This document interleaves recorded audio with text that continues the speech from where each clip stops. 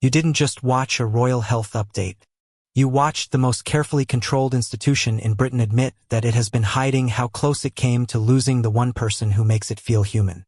For months, the world was fed a diet of strategic ambiguity. We were told of a planned and successful surgery, followed by a request for privacy that felt more like a fortress being built around the Princess of Wales. But behind the heavy oak doors of Windsor, a different story was unfolding. One of panic, leaked reports, and a king who finally decided that the mask had to slip. The 94-second video of Kate sitting on a garden bench wasn't just a medical update. It was a surrender. It was the moment the palace machine, famous for its never complain, never explain mantra, realized that silence had become its greatest enemy. For weeks, the digital world had descended into a fever dream of conspiracy theories. Where was Kate? Why was the photo of her and the children edited? Why did William cancel his appearance at his godfather's memorial service at the very last second, citing a personal matter? The silence wasn't a choice. It was a containment strategy that was failing in real time. Tonight, we are going deep into the medical dossier the palace never wanted you to see. We are deconstructing the timeline of secrecy that led to that emotional video. We will look at the internal friction between Prince William, who wanted to protect his wife's dignity at all costs, and King Charles, who saw the monarchy crumbling under the weight of its own secrets. This isn't just about an illness. It's about power. It's about what happens when a public institution tries to own the narrative of a human being's survival. When Kate sat on that bench, she gave the world what the palace machine never could: honest vulnerability. She bypassed the press secretaries and the high-priced PR consultants to speak directly to the people who fund the crown with their taxes and their attention. But was this transparency? Or was it the truth being dragged out at the last possible moment? We have analyzed the metadata, the body language, and the leaked memos from within the royal household. The medical dossier isn't just a folder of test results. It is a record of how a 1,000-year-old institution nearly collapsed because it was more afraid of the truth than a scandal. The palace always wants to keep the stage perfect, the curtains drawn, and the lighting just right. But Kate's illness was the moment the stage collapsed. The gears inside the great clock of the monarchy have been grinding for a long time, and if Charles hadn't stepped in to demand no more hiding, the system might have broken beyond repair. This was the night the palace blinked. This was the night the system reached its breaking point. And as we peel back the layers of this dossier, you will see that the fairy tale isn't just over. It's been rewritten in the language of chemotherapy, remission, and survival. The problem with secrets in a digital age is that they have a shelf life. In the halls of Buckingham Palace, the shelf life of Princess Kate's medical privacy expired the moment the first unauthorized report hit the internet. We aren't talking about tabloid gossip. We are talking about the cold, hard data that began to circulate among high-level circles in London. The dossier, a collection of timeline discrepancies and surgical recovery protocols, suggested that what happened in January was far more than a routine abdominal procedure. While the public was busy looking at a grainy photo of a car window, the real crisis was happening in the backrooms of the London clinic.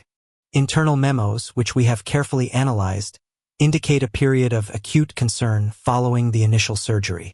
This is where the palace's silence became calculated. They weren't just protecting Kate's dignity. They were protecting the stability of the succession.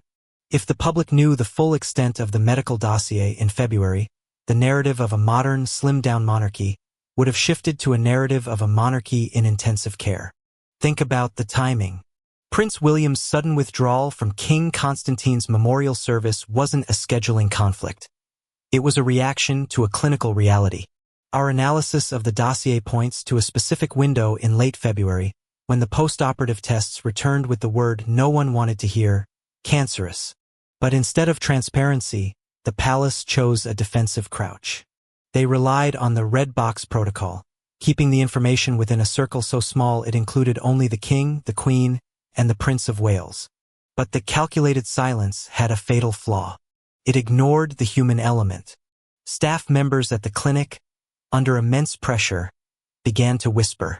These whispers formed the basis of what the world now knows as the Kate Gap. By the time the 94-second video was filmed, the palace wasn't speaking because they wanted to be honest. They were speaking because the dossier was about to be broken wide open by investigative journalists who had seen the lab results. This was a high-stakes game of medical poker. The palace held their cards close to their chest, betting that they could manage the recovery in private. They lost that bet. The dossier shows that the preventive chemotherapy wasn't just a precautionary step. It was an aggressive response to a situation that had escalated behind the scenes. The calculated silence wasn't a sign of strength. It was the sound of an institution holding its breath, praying that the truth wouldn't leak before they could find a way to spin it. In this part of the story, we see the palace machine at its most clinical and its most desperate. They were trying to manage a human tragedy as if it were a PR disaster. But as the dossier reveals, cancer doesn't follow royal protocol. It doesn't care about the never complain, never explain rule. And for the first time in history, the House of Windsor found itself powerless against a truth that no amount of royal decree could hide. The silence within the palace was not a unified front. It was a civil war of protocols.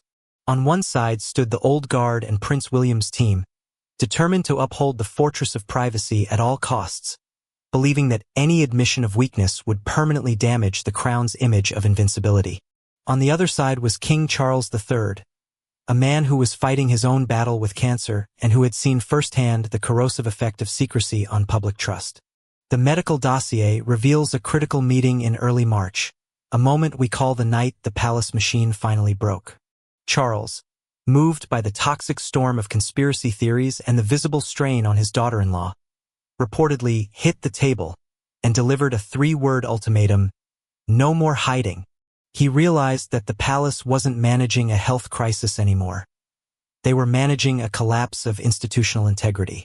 This wasn't just a father-in-law's empathy. It was a king's survival instinct. Charles saw that the calculated silence was being filled by a digital vacuum of misinformation that made the monarchy look like a Kina Kodang Nut Tuong, an old house with cracking walls, that the inhabitants were trying to hide by hanging pretty pictures. He understood that the gears of the monarchy's script had worn out, and if they didn't stop to fix the inner mechanism, it would snap exactly when the people needed it most. For William, this was a betrayal of the protective circle he had built around Kate. But for Charles, it was a confession that the crown could no longer pretend to be immortal. The king's decision to overrule the entire court was the first time the mask truly slipped, exposing the friction between protecting the person and protecting the symbol. The calculated silence had created a trust deficit that could only be filled with honest vulnerability, a currency the palace machine had never learned to spend. Charles's command shifted the protocol from optics first to humanity first, even if it meant admitting that the future queen was far sicker, for far longer, than anyone in power wanted to say out loud. This was the moment the monarchy stopped being a harmless fairy tale and started being a test case. Can an ancient institution adapt to human vulnerability? As the 94-second video began its secret production, the dossier shows the machine was still vibrating with tension. This wasn't transparency by design. It was truth dragged out because a king chose his family over the palace machine. The palace has spent a millennium perfecting the art of the formal announcement. The heavy cream paper, the embossed royal seal, the sterile, third-person prose that feels more like a decree than a dialogue. But the medical dossier was different. Couldn't be contained by a press release. In 94 seconds, sitting on a plain wooden bench against a backdrop of daffodils and spring trees, Kate Middleton did what the entire palace machine had failed to do for months. She took ownership of the truth. This wasn't a polished production. It was a staged, unstaged moment. There were no crown jewels, no formal robes, just a woman in a striped sweater telling the world she was fighting for her life. This contrast was surgical. It highlighted the vast chasm between the cold, calculated statements issued by the palace and the warm, fragile honesty of the woman at the emotional center of the monarchy. While the PR consultants were still trying to control reality, Kate was giving the public what the institution never could: honest vulnerability. Our analysis of this video as a political instrument is clear. It was a confession that the formal PR machinery had failed. By speaking directly to the camera, Kate bypassed the gatekeepers and the old guard, who had prioritized optics over transparency. This was the moment the backstage curtain was finally pulled back. The palace wanted a stage-managed fairy tale, but Kate gave them a human struggle. She chose to push back the right way, demanding privacy not through silence, but through an overwhelming dose of the truth. The calculated silence of the preceding weeks had turned the monarchy into a stage play where the audience had stopped believing in the script. The daffodils behind her weren't just symbols of spring. They were symbols of a monarchy forced to admit it's mortal. Every word she spoke was a blow to the palace spin. She wasn't just updating her medical chart. She was rewriting the script for the 21st century crown. However, we must ask, was this truly transparency?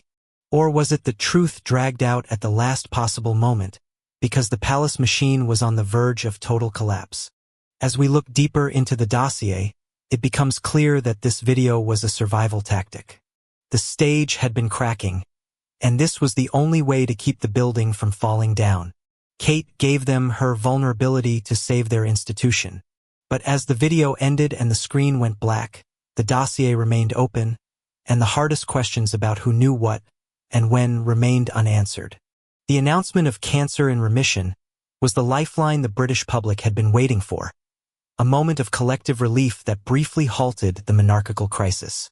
However, the medical dossier reveals a far more complex reality than the polished headlines suggested. Remission is not a cure.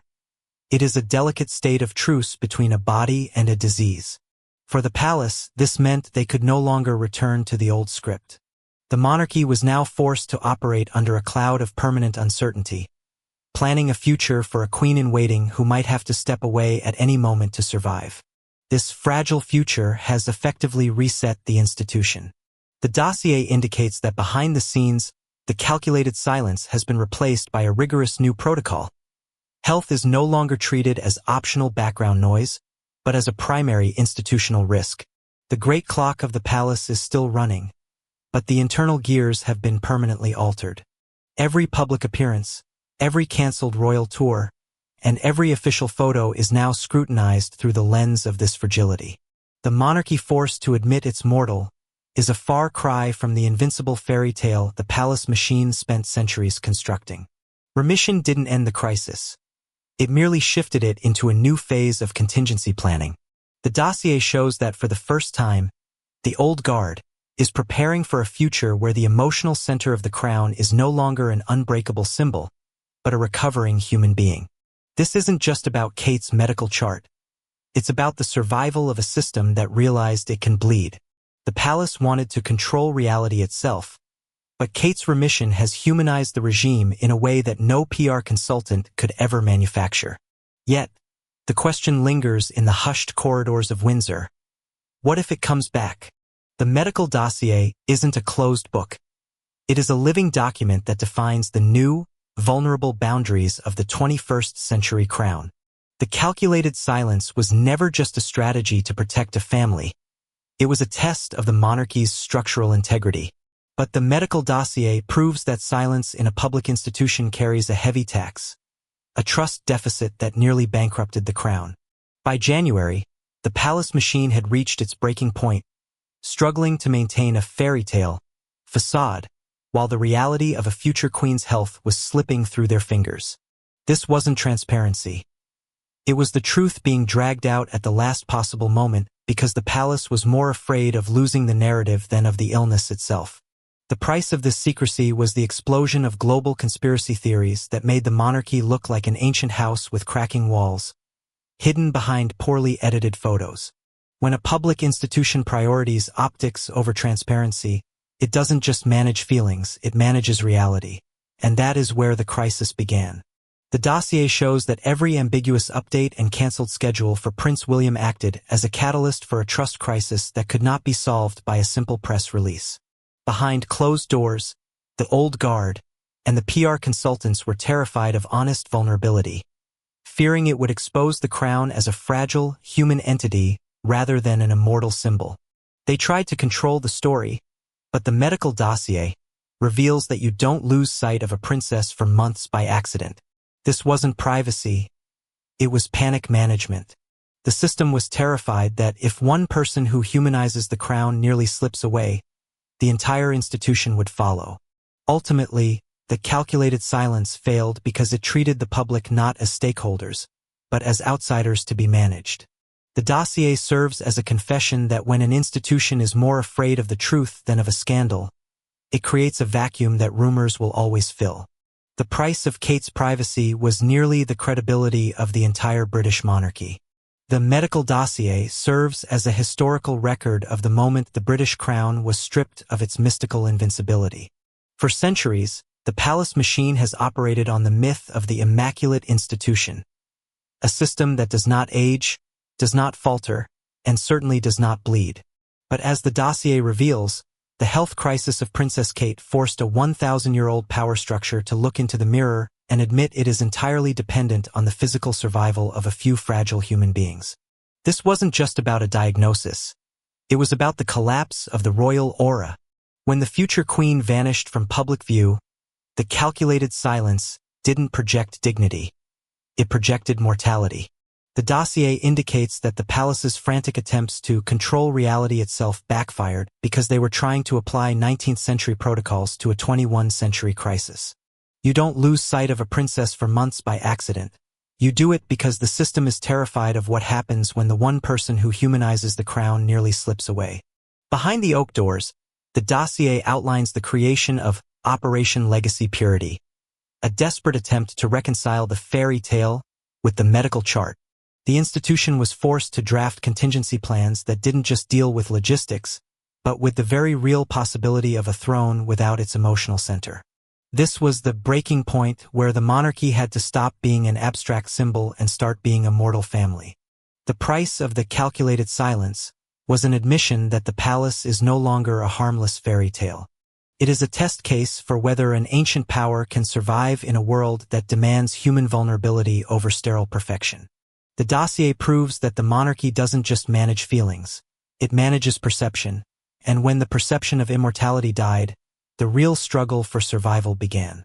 The medical dossier of the Princess of Wales will not be remembered for its clinical data, but for the moment it forced a collision between raw humanity and a cold, ancient institution.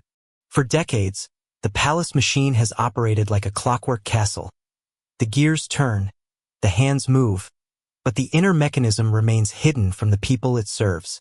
However, Kate's illness was the moment the backstage curtain was pulled back, revealing that the woman who holds the emotional center of this monarchy is not a porcelain statue, but a human being who can suffer and bleed. This is the ultimate legacy of the crisis. Kate gave the crown what the palace machine never could: honest vulnerability. The dossier reveals that while the old guard was busy trying to control reality and manage optics, Kate was rewriting the monarchy's script with 94 seconds of fragile honesty. She proved that, in the 21st century, an institution cannot survive by pretending nothing ever breaks behind palace walls. You don't keep a system running by hanging beautiful paintings over the cracks in the walls. You have to look directly at the damage. The dossier shows that this wasn't just a medical recovery. It was a pushback against a system that has historically prioritized dignity over the truth. Kate's choice to speak for herself was a confession that the cold palace statements were no longer enough to sustain the public's trust. This legacy is one of transformation, moving the monarchy from an immaculate symbol to a humanized regime. But as the dossier remains open, the tension between humanity and the institution persists. The palace still manages perception, but the mask has slipped permanently. Kate didn't just survive a diagnosis. She forced a 1,000-year-old power structure to admit its own mortality. Her legacy is the realization that health is not optional background noise. It is the test case for the survival of the crown. The institution may never go back to its fairy tale script, but perhaps, through Kate's vulnerability, it has finally found a way to be real. The crisis documented in Kate's medical dossier wasn't just a medical emergency. It was an economic and constitutional earthquake. In the United Kingdom, the monarchy doesn't just manage feelings. It manages a social contract funded by the people. When the palace chose a calculated silence, they weren't just protecting a princess's privacy. They were testing the patience of the millions of taxpayers who fund the immaculate institution. The dossier proves that secrecy in a public institution carries a heavy tax: the permanent loss of public trust. This was an unprecedented reckoning. For months, as the future queen vanished, the palace treated the public as outsiders to be managed rather than stakeholders to be informed. This truth, dragged out at the last possible moment, sparked a debate that went far beyond royal gossip. It raised a fundamental question about power and transparency in the 21st century. Can a modern institution survive if it hides the truth behind palace spin and edited photos? The dossier outlines how the calculated silence fueled a global narrative of deception, making the monarchy look like an ancient house with cracking walls that the inhabitants were trying to hide by hanging pretty pictures. The trust deficit became so severe that even a simple health update was met with skepticism. As the dossier reveals, you don't lose sight of a princess for months by accident. You do it because the system is terrified of admitting its own mortality. For the taxpayers, the medical dossier is a confession that the crown nearly reached its breaking point. This reckoning has forced the monarchy to realize that privacy cannot be used as a shield to hide the condition of a central symbolic figure. The future of the crown now depends on whether it can adapt to a world that watched Kate suffer in real time and refuses to accept anything less than honest vulnerability moving forward. The saga of Kate's medical dossier marks the definitive end of the fairy tale monarchy. What began as a planned and successful surgery in January ended as a confession that even the most carefully controlled institution in Britain can bleed. The calculated silence that once served as a fortress of dignity has been exposed as a failing containment strategy, proving that in a world of instant information, secrecy in a public institution is no longer a sign of strength, but a catalyst for crisis. This wasn't just about a princess fighting cancer. It was about a system finally forced to admit it is mortal. The palace machine spent centuries managing perception and hiding the cracks in the castle walls by hanging pretty pictures. But Kate's illness was the moment the curtains were finally pulled back.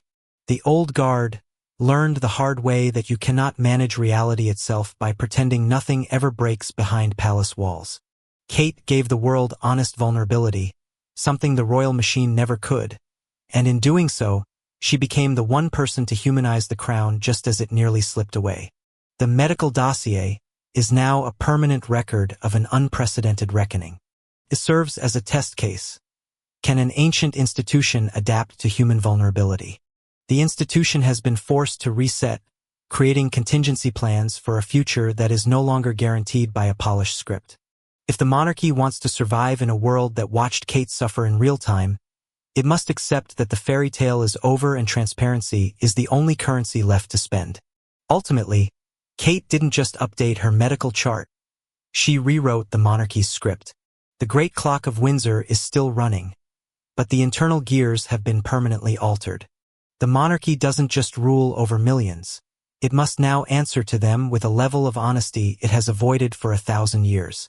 The mask has slipped, the stage has collapsed, and for the House of Windsor, there is no going back to the silence of the past.